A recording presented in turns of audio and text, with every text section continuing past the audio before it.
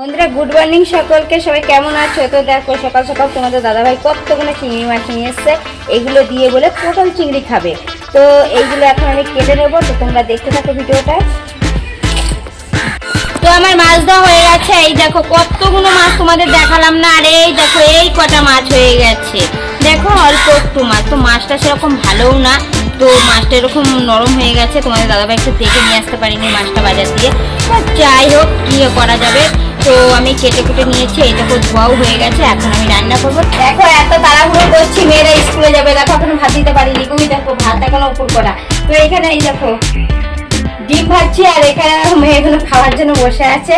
তো এখনো কটা ভাত দিতে পারিনি, এত তাড়াহুড়ো করছে। আর আজকে অনেকটা দেরি হয়ে গেছে এই মাছ আনতে গিয়ে, মাছ কেটে ধুয়ে আনতে আনতে অনেকটা লেট হয়ে গেছে অলরেডি। তো এখন তাড়াহুড়ো করে একটু ডিম ভেজে ওদের ভাত দেবো খেতে, ওরা স্কুলে যাবে, ওই জন্য তাড়াহুড়ো করছি। তো আমার পটল কাটা হয়ে গেছে, এই দেখো পটল আলু কেটে আমি ধুয়ে রেখে দিয়েছি, তো এগুলো রান্না করব। আর এই দেখো পেঁয়াজ কেটে রেখেছি, এদিকে তোমার চিংড়ি মাছ ভেজেও রেখে দিয়েছি, তো এগুলো সব রান্না করব। এইদিকে তোমার এই দেখো আদা রসুন সব কেটেছি, এগুলো এখন বাটবো, বেটে রান্না করব। তোমরা ব্লগটা দেখতে থাকো। তো আমার তরকারি রান্না কমপ্লিট হয়ে গেছে। তো তরকারিটা দেখো কিরকম হয়েছে, কালারটা কিরকম হয়েছে। তো খুব যত্ন করে রান্না করেছি, তোমাদের দাদাভাই অনেক কষ্টে ভোরবেলা গিয়ে মাছগুলো নিয়ে এসছে, তো তার জন্য অনেক যত্নে রান্না করেছি।